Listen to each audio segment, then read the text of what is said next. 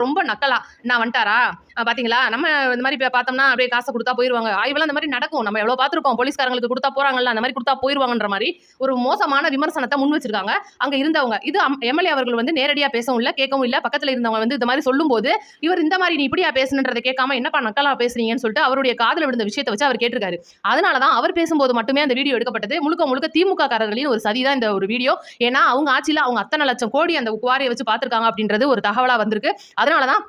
மெனக்கட்டு தன்னுடைய அலுவலகத்துக்கு பிரஸ் மீட்டை கொடுத்து அவர் வந்து சேனலை வர வச்சு இதுக்கு வந்து விளக்கம் கொடுத்திருக்காரு அவர் கொடுத்த விளக்கமே அதுதான் அந்த மக்களுடைய கண்ணீரை நம்ம துடைக்கணும் கனிம வள கொள்ளையடிக்கிறத நிறுத்தணும் ஏழை எளிய மக்கள் ஓட்டு போட்ட நம்மளுடைய தமிழக முதலமைச்சர் விஜய் அவர்களுடைய ஆட்சியை காப்பாற்றணும் இது இந்த குவாரியை இழுத்து மூடணும் அப்படின்னு சொல்லிட்டு நீங்க ஏகப்பட்ட விஷயத்தோட ஆய்வுக்கு போறாரு ஆய்வுல எல்லாமே தப்புன்னு தெரியுது இதுதான் மேட்ரு இது தெரியாம வந்து அமைச்சர் அப்படியா இது எம்எல்ஏ இப்படியா எம்எல்ஏ அப்படியா பாத்தீங்களா ஒரு மாதிரி மிரட்டுறாரு ஒட்டுமொத்த அந்த இளைஞர்களை பூரா மிரட்டிட்டாரு பயங்கரமான ஆளா இருக்காரு தெரியாம ஓட்டு போட்டுட்டோம்னு சொல்லிட்டு இன்னைக்கு ரொம்ப மோசமான ஒரு விமர்சனத்தை டிஎம்கே ஐடிவி முன்வைக்கிறாங்க ஆனா மக்களுடைய கருத்து என்னன்னா ரைட்டு பேசுறாரு கோமா பேசுறாரு முன்பகுதி எங்க வீடியோ அப்படின்றதான் இன்னைக்கு அறிவார்ந்த மக்களிடையே கேட்கப்படுற கேள்வி இப்போ இது உங்களுக்கு விளக்கம் புரிஞ்சிருக்கும்னு நினைக்கிறேன் அடுத்து நம்மளுடைய பெட்டியில விஷயத்துக்கு வருவோம் பெட்டியில தானே உங்களுக்கு யாருன்னு தெரியும் தேமுதிகவுடைய